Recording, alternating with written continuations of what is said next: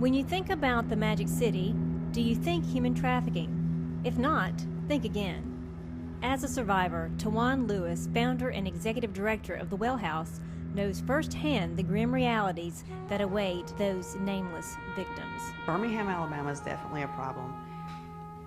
And the reason, I'm originally from Georgia, and I was trafficked here as a teenager and in my early 20s so much that Birmingham became home. I've actually rescued off the same front porch that I was trafficked to 25 years later. Although she had chosen to run away at 15, it would take 25 years for Tawan to understand that she too was a victim. In my mind, based on being brainwashed and coerced and manipulated, I thought it was all my fault and was manipulated by a guy on the streets saying, well, this is what you've chosen to do, so now this is what you need to do to take care of yourself. And that's where it all starts, and that's how the ladies are entrapped into it, because they may not have made a healthy decision, but they would never make the decision to do this. So what does this have to do with human trafficking? There's a circuit from Atlanta to Birmingham, Nashville, Memphis, and Chattanooga. There were about 40 of us that were taken on that circuit when I was a teenager. You can't rape a prostitute. You can't kill a prostitute, according to what society thinks. Following an arrest at age 26, Tawan found the courage to escape this modern-day slavery after years of being raped, tortured, and kidnapped. Earning both her bachelor's and 2 master's degrees, she still felt there was something more. I knew I needed to do something, but I wasn't sure what it was. And so literally, God woke me up on July the 3rd of 2010 and gave me this vision. And since then, everything in my life I understand now, because I know that He's using me as that bridge, because there are people in the world who don't understand what prostitution and trafficking and how that works is. And then there are people who need the love and support of someone who's been there. Oftentimes, there are those that want to help but don't know how. I'm actually able to help show them how to love these ladies. And the ladies that are out there that don't think they're loved by anyone, I'm able to bring love to them and hope as much as possible.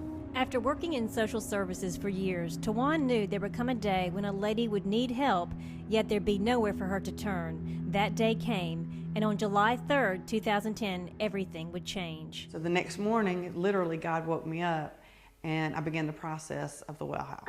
Everything you see here has been donated by beautiful churches and agencies and ministries and individuals.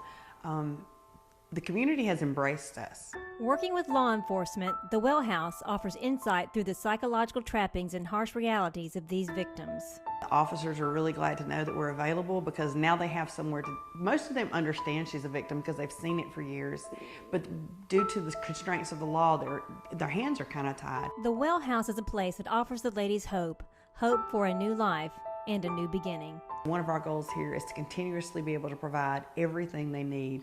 I mean, literally down to soap and a toothbrush, because we don't want them to have to worry about any of that. When you can speak the lingo, and I know the language that it is that they speak, because I've spoken it myself, they get it. They know I know. And if I ever tell them my street name, yes, they definitely know who I am. So what can you do? How can you help? When you see her standing on the street corner, realize that she has more chains. And if you see anything other than a child of God standing there, then you need to look again. And I'm just really grateful that we're able to provide that today, that place where she can be loved and know that there's hope and there's a future, and that people haven't abandoned her and she hasn't been abandoned. Because see, for the first time in my life, I'm safe. I'm okay. And I mean, I'm safe wholly, completely. And we want to be able to provide that for them, because they are children of God and they are daughters of Christ, and they deserve it.